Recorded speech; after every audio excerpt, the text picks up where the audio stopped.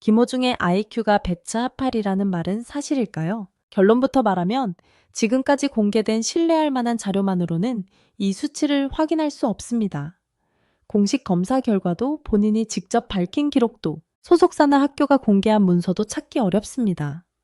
그런데도 많은 사람이 이 숫자를 믿는 이유는 분명합니다. 김호중의 학창시절 성악 성과가 평범한 수준을 훨씬 넘어섰기 때문입니다. 진짜 놀라운 부분은 IQ 148이라는 소문이 아니라 짧은 시간 안에 전국 대회와 방송 무대를 장악하고 국가가 선정한 인재 명단에까지 이름을 올렸다는 사실입니다. 김호중은 1991년 10월 2일 울산에서 태어났습니다. 어린 시절부터 모범생으로만 살아온 인물은 아니었습니다. 오히려 학교 생활에 쉽게 적응하지 못했고 방황의 시간이 있었다는 이야기가 더 많이 알려져 있습니다. 그래서 그의 인생은 처음부터 천재 코스를 따라간 성공담과는 거리가 있습니다.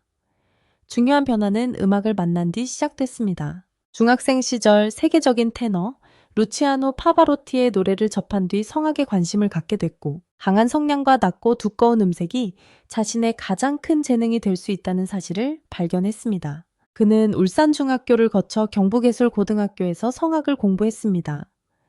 하지만 이 시기에도 모든 일이 순조롭지는 않았습니다.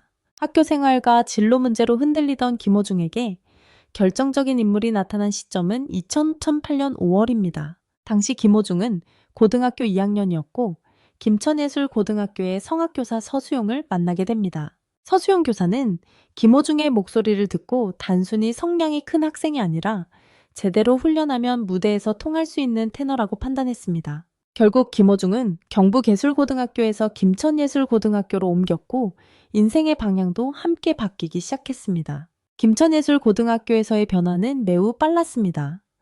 전학한 학생이 새로운 환경에 적응하는 데만 몇 달이 걸리는 경우도 많지만 김호중은 곧바로 콩쿠르 준비에 들어갔습니다. 2008년 세종음악 콩쿠르에서 1위를 차지했고 전국 수리음악 콩쿠르에서도 1위에 올랐다는 기록이 알려졌습니다. 당시 학교 관계자들은 짧은 기간에 이 정도 결과를 낸 배경으로 타고난 음색 성량 집중력, 그리고 반복 훈련을 견디는 힘을 꼽았습니다. 이 성과는 단순히 노래를 잘하는 학생이라는 평가를 넘어 전국 무대에서 경쟁 가능한 성악 유망주라는 사실을 보여준 장면이었습니다. 여기서 IQ 140설이 만들어진 배경을 추정할 수 있습니다.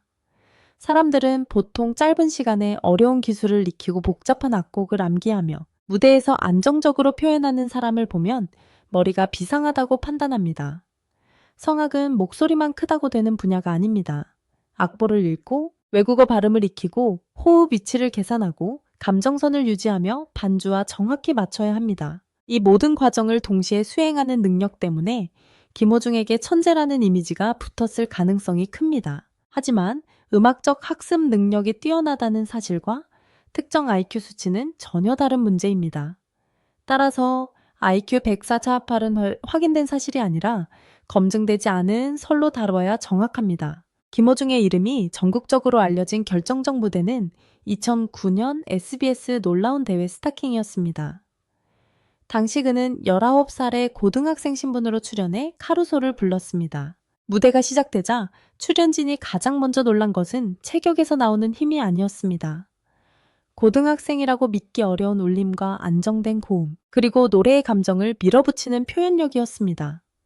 그는 이 무대로 고딩 파바로티라는 별명을 얻었고 프로그램에서 2승을 기록했습니다.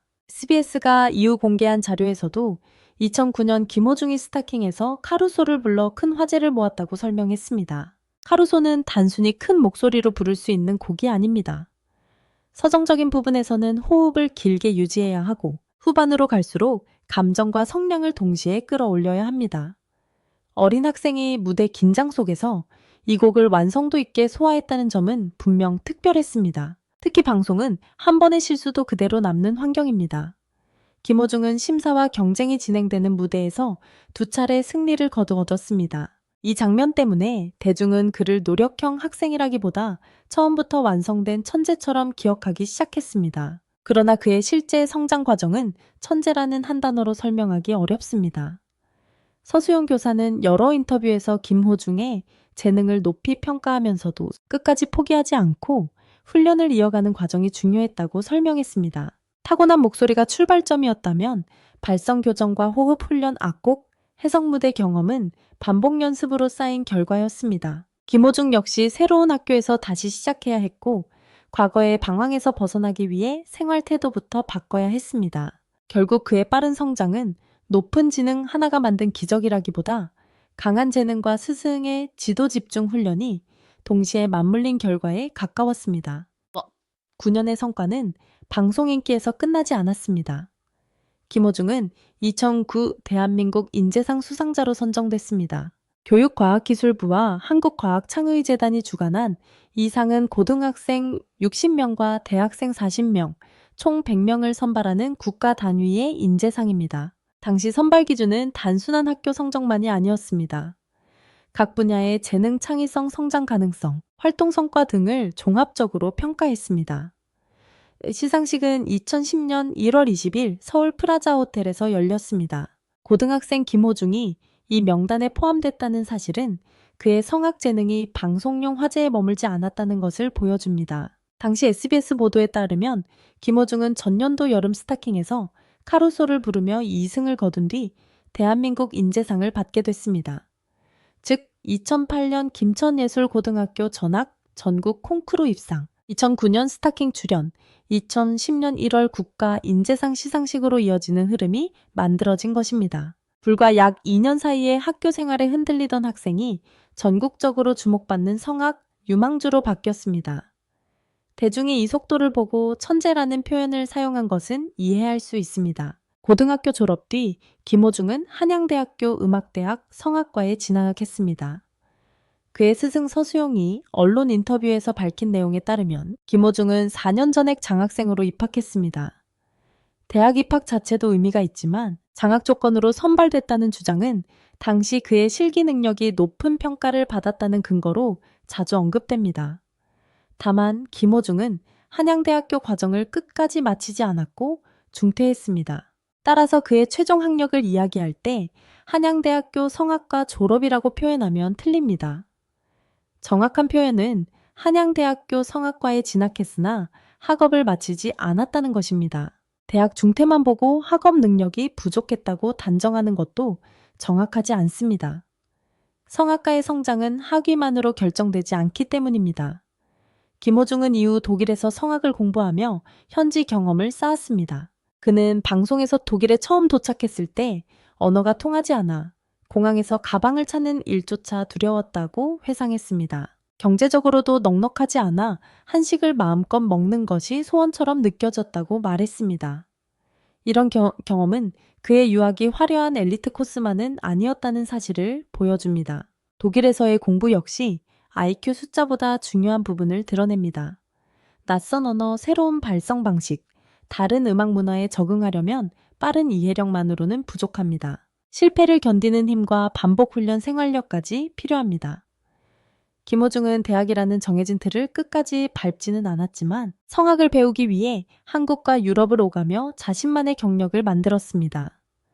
이후 클래식 무대만으로 안정적인 생계를 이어가기 어려웠고 결혼식 축가와 여러 행사 무대를 통해 생활을 이어갔다는 스승의 설명도 전해졌습니다. 천재라는 이미지 뒤에 긴 무명 시기가 존재했던 것입니다. 2013년에는 김호중의 실화를 바탕으로 한 영화 파파로티가 개봉했습니다. 영화는 뛰어난 성악 재능을 가졌지만 방황하던 학생과 그를 포기하지 않을 교사의 이야기를 담았습니다. 같은 해에 김호중은 스타킹에 다시 출연해 4년 동안 갈고 닦은 실력을 카루소로 보여줬고 자신의 노래 나의 사람아도 선보였습니다. 2009년 고등학생 출연자가 2013년 성인 음악인으로 돌아온 장면은 그의 변화가 일회성 화제가 아니었다는 점을 확인시켰습니다. 그렇다면 김호중은 진짜 천재였을까요? 답은 기준에 따라 달라집니다. IQ 148이라는 숫자를 기준으로 보면 확인할 수 없습니다. 공식 성적표나 공인검사 결과가 공개되지 않았기 때문입니다. 학교 성적 역시 전 과목 점수나 석차가 구체적으로 공개된 자료는 찾기 어렵습니다.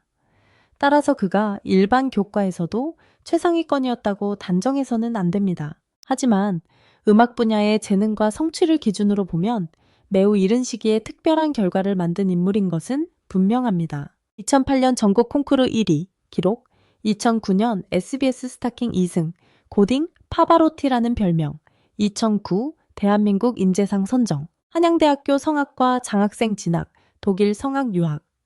이 기록들은 서로 다른 기관과 무대에서 나온 결과입니다. 한 번의 방송 편집이나 팬들의 과장만으로 만들어진 경력이 아닙니다.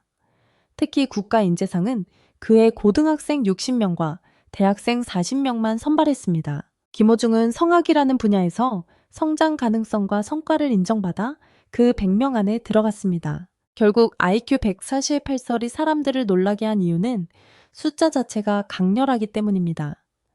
140R은 일반적으로 매우 높은 지능을 떠올리게 만드는 수치입니다. 여기에 전국 대회 우승과 방송 2승 장학생 진학, 독일 유학이라는 이력이 붙으면서 소문이 사실처럼 확산됐을 가능성이 있습니다. 하지만 사실과 추측의 경계는 분명해야 합니다. 확인되지 않은 IQ를 사실로 포장하면 오히려 김호중이 실제로 이룬 성과의 가치가 흐려집니다. 김호중의 학창 시절에서 가장 놀라운 장면은 숫자 하나가 아닙니다. 2008년 5월 스승을 만난 뒤 진로를 바꾸고 같은 해 전국 콩쿠르에서 성과를 내고 2009년 방송에서 2승을 거두고 국가인재상까지 받은 변화의 속도입니다. 그는 처음부터 완벽한 학생이 아니었습니다. 방황했고 학교를 옮겼고 대학도 졸업하지 못했습니다. 그러나 자신의 목소리가 가진 가능성을 알아본 뒤에는 결과로 증명했습니다. 그래서 김호중을 설명할 때 가장 정확한 표현은 IQ 103짜일의 천재가 아닙니다. 확인되지 않은 숫자보다 타고난 성악 재능을 짧은 시간에 전국국 수준의 성과로 바꾼 음악인재라는 표현이 더 설득력 있습니다. 그의 진짜 특별함은 시험지에 적힌 숫자가 아니라 무너질 수 있었던 시기에 스승을 만나 방향을 바꾸고 무대 위에서 자신의 가능성을 증명한 데 있습니다. IQ 148은 아직 설에 불과합니다. 하지만 2008년부터 2010년까지 남긴 기록은 실제입니다. 그리고 바로 그 기록이 사람들이 김호중을 천재라고 부르게 된 가장 강력한 이유입니다.